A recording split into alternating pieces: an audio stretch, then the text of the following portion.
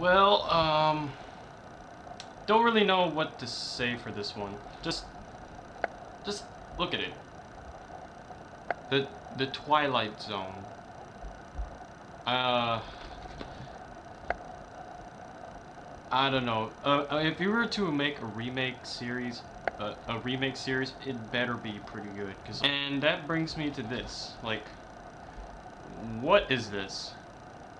What you're looking at is a reimagining or a remake or a reboot of the show. And I don't even know. This is one of the weirdest things I've ever found at any store. I mean, honestly. So, did I watch all the episodes on this? Yeah, I think I did. Like, I watched this a long time ago, so I guess it's time to review. And the first thing that catches your eyes, though, is, well, here, hang on. I don't know. I mean, if you look at the cover, I don't know if I should like it or should not. Then this catches your eyes. Hosted by Forrest Whitaker, or what was his, Core from Battlefield Earth. Then you have guest starring Jessica Simpson, guest starring Usher, guest starring Molly Sims, whoever she is, I don't remember. Guest starring Shannon Elizabeth, or that girl from American Pie, Method Man, and more. Let's read. Jason Alexander, ooh, Jason Bateman, Elizabeth Berkley from Showgirls and Saved by the Bell, Linda Cardellini, or whatever, I don't remember, Rory Culkin, Portia de Rossi, Vivica A. Fox, Brian Austin Green, Jonathan Jackson, Eric LaSalle, Cloris Leachman, Kristen Lehman, whatever, Andrew McCarthy, Lou Diamond Phillips, Jeremy Piven, Jamie Presley, Paul Rodriguez, Jeremy Sisto, Amber Tamblyn, Christopher Titus, Dylan Walsh, and more. I can safely say that I only know half of the list, or maybe not even half, maybe a third of the list. This is so weird. What else is on this? It's New Line Cinema. Approximate runtime 16 hours, so it's if you're going for all-nighter and all afternoon, and it's in widescreen. And also here, includes remakes of the classic episodes The Eye of the Beholder, The Monsters Are Due on Maple Street, and a sequel to It's a Good Life. It's called It's Still a Good Life. I'll get to those ones. Now, let's see. Let's open this up. Ooh, take a look at that. I really don't know what to say. It's just, I really don't. Kind of reminds me of The Matrix for some reason. So, let's see. Oh, crap, that's not good. We're missing the info. Must have lost it when I was little. Got this 1, this 2, this 3, this 4, this 5, this 6. So, I don't have the episodes list. That kind of sucks, but let's see. Let's see what I remember from here. I'm only gonna run through a few episodes because a lot of the episodes I did watch, so they're kind of still in my head. So I can safely say that for a reimagining, it's not too bad, but you know, it still kind of suffers. Like, there are some just plainly, there's just some plainly bizarre episodes that I don't even know why that just did not fit. And then some episodes that actually had a good twist in it. You know, that was the reason why we watched the original show. It was like, it was really weird, and it had a twist ending to it, because like that kind of wrapped everything up. I remember there was an episode where a girl, this goth girl, she moved into a neighborhood, and the neighborhood is filled with like people who want everything to be perfect, and for some reason they emphasize like a plant that they plant in front of their yards, and this girl, she starts noticing that everything she does that isn't socially normal, it gets sort of erased, and like she has a strike list going for her, and when she hits all her strikes, and this is spoilers, she gets taken to a fertilizing plant, and at the end, her family is planting a tree there, and they're pouring fertilizer on it, and the guy's saying, "Let this tree be, let this tree be a message to your future kids," or something like that, or yeah, that kind of got me. That kind of did. Now, if you want to know some bad episodes, there were some bad ones. I remember there was an episode with Jessica Simpson.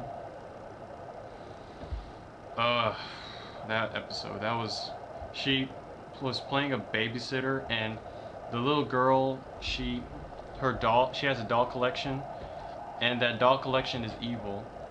And what's so bad about it is that like it's just like a bunch of Barbie dolls trying to kill them, and I'm not making this up. It's a bunch of Barbie dolls trying to kill Jessica Simpson.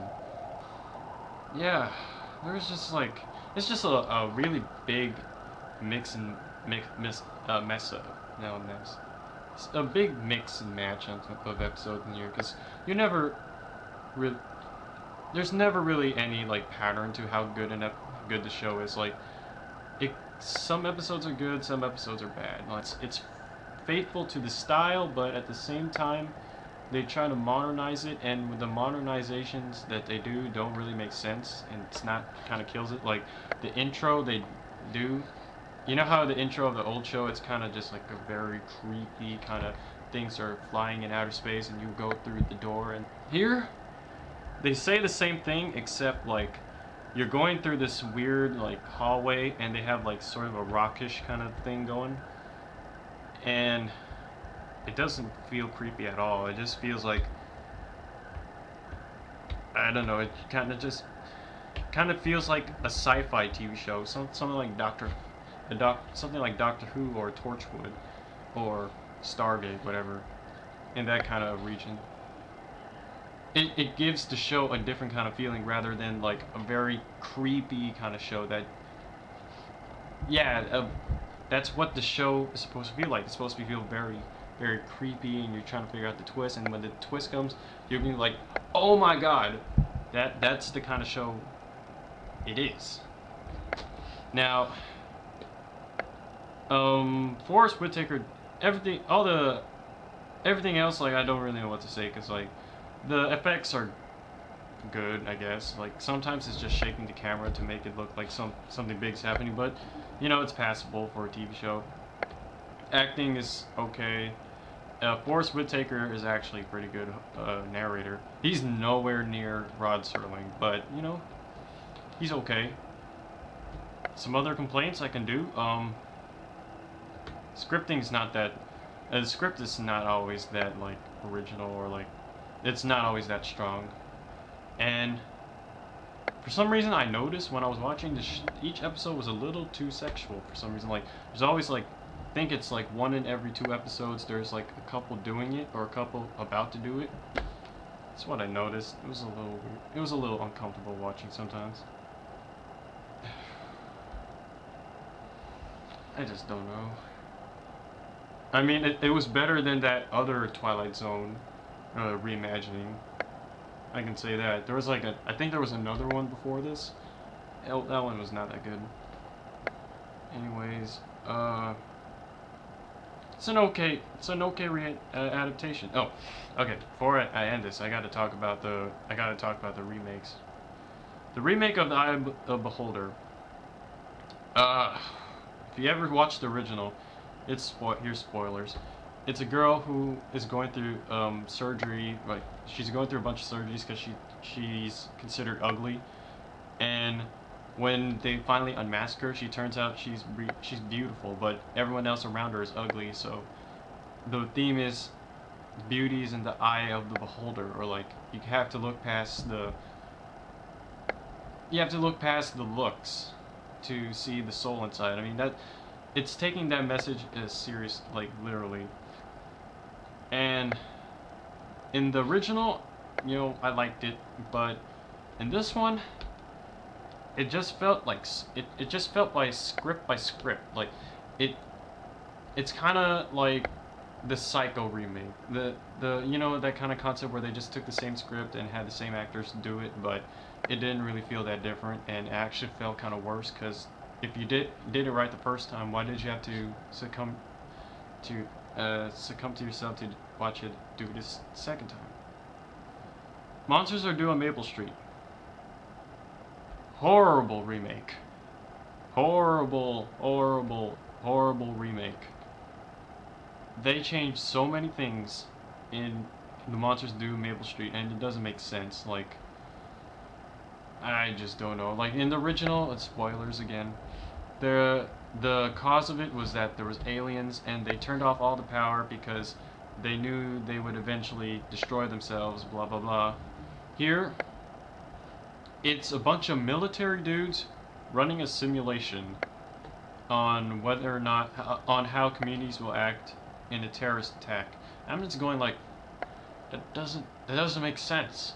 Like, okay, if they did send an EMP, okay, yeah, that makes sense. But I think there would be some sort of like response, like some sort of vehicle or some sort of military presence in there or something like that. And they kept one house open, one house, while everything was out. And I don't remember their purpose, but they didn't really explain it well why they kept that one house like alive.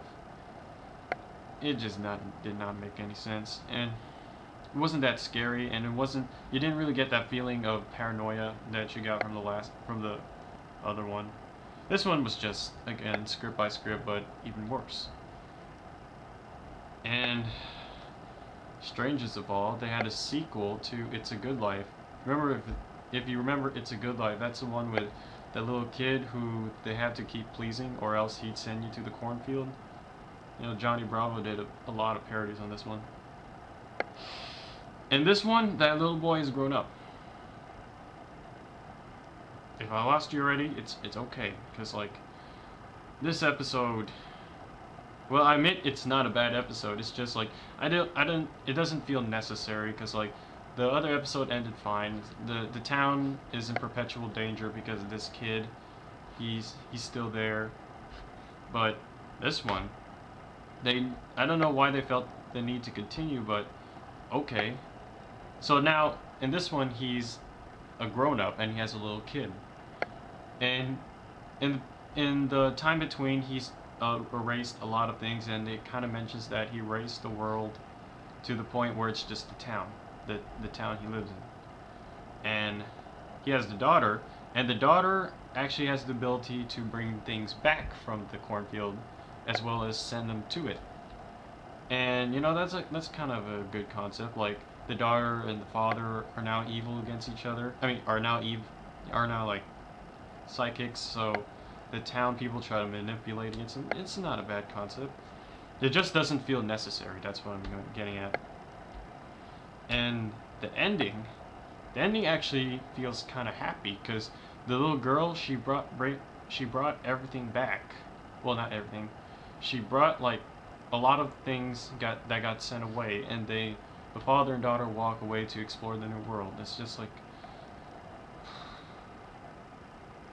it's just a weird sequel. I like it, and that's it. Like, that's my review of the show. Like, I'd check it out if you find it. I mean, I wouldn't pay the same price I paid for it. How much did I pay for this? I think I paid like $30. It's amusing, but weird. That's what I'm getting at. Okay. I think I covered everything. Okay. Now that's it.